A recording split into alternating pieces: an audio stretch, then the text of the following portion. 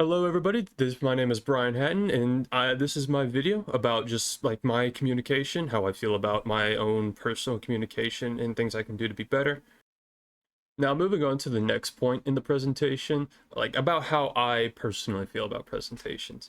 Now I know we're not supposed to use like pretty much any words, but I did feel that an arrow was necessary to pretty much precisely explain about where I feel about presentations. Uh, I personally don't hate presentations. I can do it. I mean, I'm doing it right now. I don't really have any problems with it. Obviously, speaking in front of a huge room or like a huge crowd of people is not something I would personally want to put myself in, especially on a daily basis.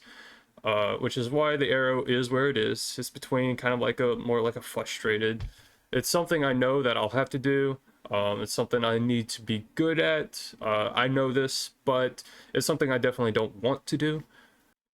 Generally, I am just like I'm pretty good at kind of almost turning off my brain. Uh, I'm really good at not letting huge crowds get to me. Especially like smaller knit groups. I'm definitely better with like smaller groups than I am with larger groups. Just a large amount of people can be overwhelming. Again, something I can do, but I really do not want to do it. I'm definitely better at like one-on-one communication than I am at just like big like boardroom presentation type. But yeah, personally, I'm very iffy, like so on presentations. Can do it, don't really want to do it.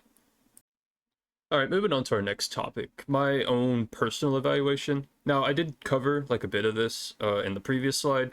However, that was more about just like how I feel about presentations overall. This is about more of me. And generally, I'd say again, I'm pretty good at presentations and just communication in general.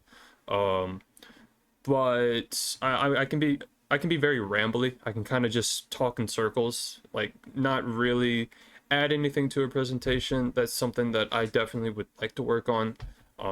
But if you do give me time to prepare, I do feel that I'm a pretty solid presenter. Like right now, I've had plenty of time to prepare this and just kind of get my thoughts out.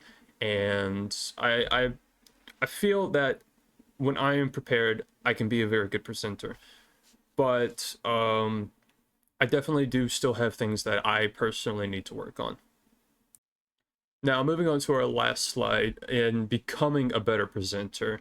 Again, previous slide, I did say that I kind of can ramble on and just kind of talk around a subject or talk about a subject multiple times, not really adding anything new every single time. That's a larger problem. Again, if I do have time to prepare, I kind of do like work that out. But even then, I do whenever I like, because I've already took speech. And when I went back and reviewed my speeches, I noticed that I would like consistently talk around a subject, and I have gotten better, but it's still just something with practice that I'll need to work out. Also, just learning how to deal with larger crowds.